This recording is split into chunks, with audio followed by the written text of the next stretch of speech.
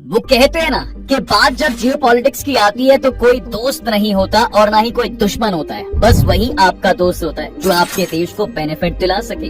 तभी तो भारत के पड़ोसी तब तक उसके सगे बने रहे जब तक उसे फायदा मिलता रहा। जैसे ये फायदा उन्हें चाइना से मिलने लगा, सबके सुरताल बदलने लगे साहब। इसी तरह आज हम रशिया और भारत की दोस्ती को चाहे कितना ही रोना गाना क्यों ना कर लें, लेकिन एक वक्त ऐसा भी रहा है जब रशिया भी भारत को अपना हिस्सा बनाने का ख्वाब देखता था। ये चाहत इतनी ज्यादा थी कि सोने के इस चिड़िया को पाने के लिए उसने सबसे खतरनाक आर्मी तक बना ली थी। एक बार नहीं, दो बार नहीं, बल्कि चार बार उसने भारत को इन्वेड करने की प्लानिंग तक की थी।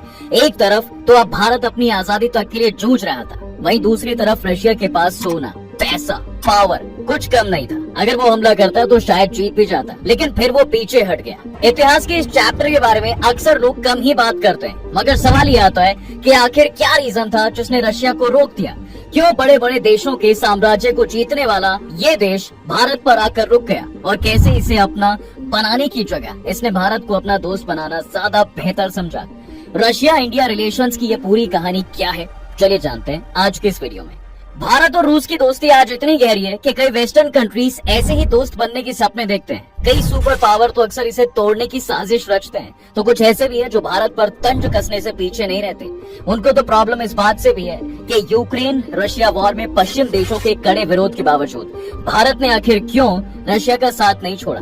बल्कि जब यूरोप ने मॉस्को से ट्रेड पर बैन भी लगाया तो नई दिल्ली ने तेल की खरीद को कई गुना बढ़ा दिया। कुल मिलाकर करंटली भारत और रशिया के वो साथ हैं जिसकी नींव 1960s के टाइम से ही रखी जा चुकी है। लेकिन इससे थोड़ा और पीछे चलें तो एक वक्त ऐसा भी रहा है जब इस देश ने भारत को जीतने की कोशिश भी की है। इतना ही नहीं, रूस ने भारत पर कब्जा करने के लिए एक बड़ी सेना भेजी थी। अब इस कहानी को बिल्कुल शुरू से शुरू करें तो इसकी कड़ियां साल 1801 से जाकर जुड़ती हैं। ये वो वक्त था जब भारत और अंग्रेजों का कंट्रोल था। अंग्रेज इंडिया में कॉलोनीज बनाकर इसे लूटने का काम शुरू कर चुके थे। तब पूरी दुनिया में भारत को लेकर यही ओपिनियन था कि इस देश में इतना सोना है कि ये किसी भी राष्ट्र को अमीर बना सकता है। बस तभी का सोवियत यूनियन भी ये सोचता था कि जब इस देश के पास इतने रिसोर्सेज हैं तो क्यों ना हम इसे भी लूट लें। जब अंग्रेज इस पर अपना कब्जा जमा सकते हैं तो हम क्यों नहीं।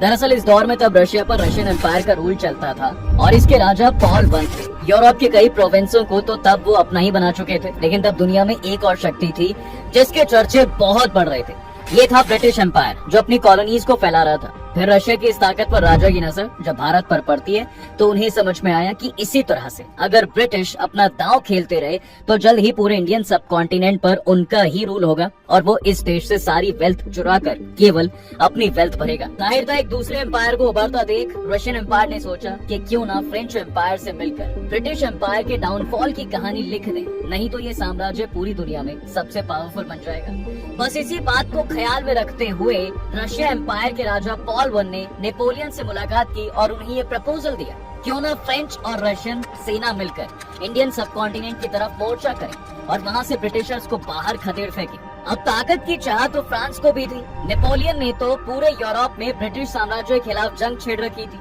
उसका सपना भी सिकंदर की तरह भारत पर विजय हासिल करने का था, इसलिए उसने इस पूरे थॉट में हामी भर दी और दोनों ने मिलकर इस इन्वेजन के लिए जो भी योजनाएं बनाई थी वो काफी डिटेल में बनाई। यहाँ रशिया के राजा का मानना था कि पहले तो फ्रांस की सेना डैन्यूब और ब्लैक सी को क्रॉस करते हुए सेंट्रल एशिया तक पहुंचेगी, वहीं रशिया की आर्मी भी उन्हें ज्वाइन करेगी और फिर वो एक साथ ईरान और अफगानिस्तान से होते हुए भारत पहुंचेंगे, जहां ये ब्रिटेन की आर्मी पर हमला करेंगे और उन्हें हराकर अपना कंट्रोल इंडिया पर एस्टैब्लिश करेंगे।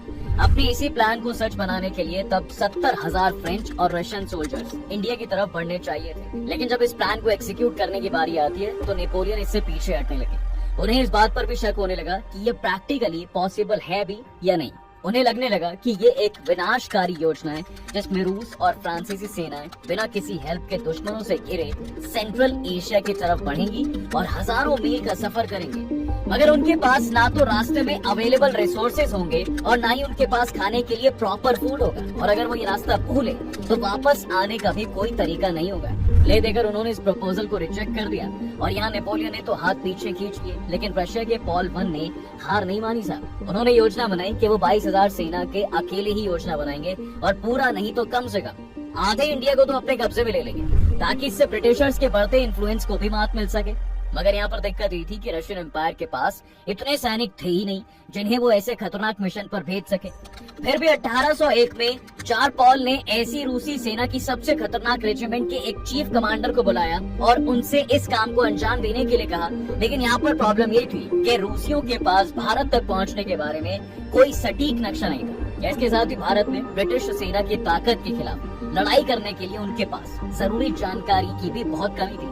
हालांकि राजा को उम्मीद थी साहब कि उनके कमांडर इसका आसानी से पता लगा लेंगे, लेकिन जैसे ही उनकी सेना इस खतरनाक मिशन पर निकलती है तो वो मुसीबत में घिर गई। अब वो पीक विंटर्स के दौरान इस मिशन पर निकले थे, जिससे जाहिर था कि सप्लाई और तोप खाने को लेकर जाना लगभग इम्पॉसिबल था। फिर भी जैसे तैसे रूस सैनिकों की कजाकिस्तान के अरल सागर तक पहुंचने में उन्हें 1 महीना लगा।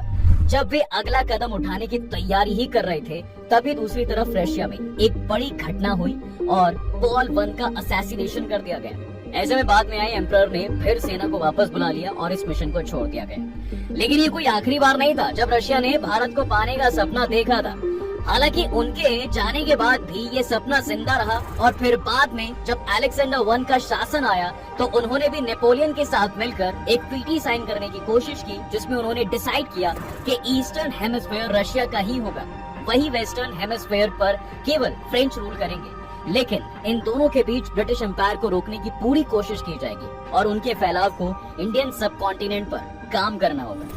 अब इन दोनों राजाओं ने भारत को पाने का मन तो बना लिया था साहब, लेकिन तब तक बहुत देर हो चुकी थी। अब ब्रिटिशर्स भी जानते थे कि रशिया और फ्रांस के बीच क्या खिचड़ी पक रही थी, इसलिए ब्रिटिशर्स ने सबसे पहले तो पर्शियन एम्पायर को अपने कॉन्फिडेंस में लिया और ये ट्रीटी कर ली कि पर्शियन एम्पायर किसी भी हाल में फ्रांस और रशिया को इंडिया में आने के लिए रास्ता नहीं देगा, ताकि वो ब्रिटिशर्स को ना ललकार सके।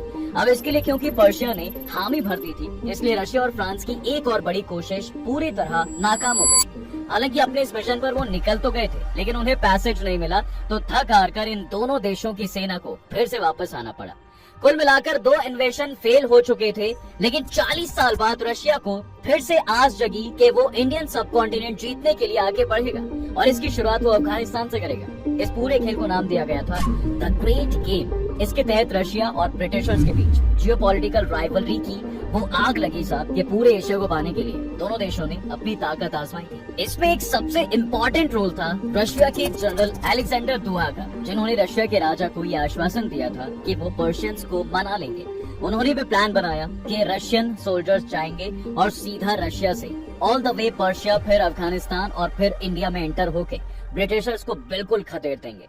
जाहिर था जनरल एक बहुत ज्यादा एक विजनरी आदमी थे। उन्हें इंडिया के बारे में ये तक पता था कि इंडियंस ब्रिटिश एम्पायर के राज से खुश नहीं है। उन्हें लगता था कि अगर वो आर्मी ले आए तो कई इंडियंस होंगे जो रिबेलियस करने के लिए तैयार भी हो जाएंगे, इसलिए अपना प्लान उन्हें सही लग रहा था। देखा जाए तो ये वक्त 1857 का था, जब भारत ने आजादी के लिए अपना पहला युद्ध लड़ा। रशिया चाहे तो यहाँ जीत सकता था, लेकिन जिससे पहले वो भारत की तरफ बढ़ता, उससे पहले रशियन एम्पायर और ऑटोमन एम्पायर के बीच क्रिमियन वॉर छिड़ गया और रशिया का बना बनाया प्लान चौपट हो गया। रशिया के इतने सारे सोल्जर्स इस युद्ध में इन्वॉल्व हो गए कि इंडिया के जो सारे प्लान्स थे वो सब पीछे चले गए। नहीं तो अगर ऑटोमन एम्पायर इस पीरियड में शांत बैठा रहता, कुछ ना करता, तो आराम से रशियंस की सेना पर्शिया से होकर अफगानिस्तान से होकर इंडिया में आ जाती और 1857 में ही हमें ब्रिटिशर से आजादी मिल सकती थी। लेकिन ऐसा नहीं हो पाया और रशिया का तीसरा इन्वेशन भी फेल हो जाता है। वैसे इसी टाइम फ्रेम में एक और रशियन जनरल सामने आते हैं। इनका नाम था जनरल स्टेपन क्रोलेव। ये राजा को प्रपोजल देते हैं कि क्यों ना पहले अफगानिस्तान से शुरुआत करें,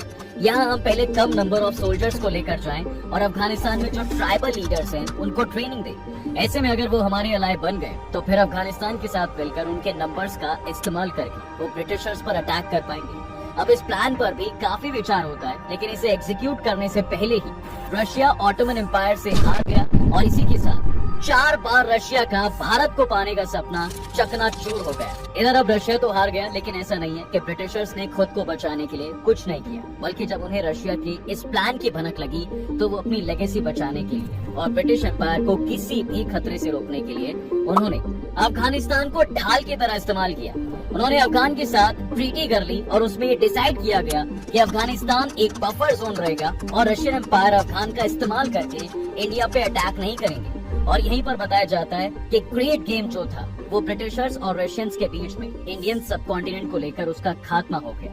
खुद तो ब्रिटेन भी अफगानिस्तान में 3 एंग्लो वॉर लड़ने के बाद थक गया। इसकी आर्मी ज्यादा दिन तक अफगानिस्तान के गोरिल्ला वॉरफेयर के सामने ब्रिटेन आर्मी जब तक टिक नहीं पाई तो मजबूरन ब्रिटेन को अफगानिस्तान को इंडिपेंडेंट करना पड़ा। इसी के साथ ब्रिटेन तो अफगानिस्तान से चली गई, लेकिन रशिया जो तब यूएसएसआर बन चुका था उसने अफगानिस्तान पर गिव अप नहीं किया और आने वाले दशकों में इस देश ने अफगानिस्तान की राजनीति की बागडोर को अपने हाथ में लेने के लिए एडी चोटी तक का जोर लगाया। इसकी शुरुआत 1920s में डिप्लोमेटिक टाइज से शुरू हुई, जब अफगानिस्तान उन पहले देशों में से एक बना जिसने रशियन रिवॉल्यूशन के बाद सोवियत यूनियन को रिकॉग्नाइज किया। लेकिन 1970 के बाद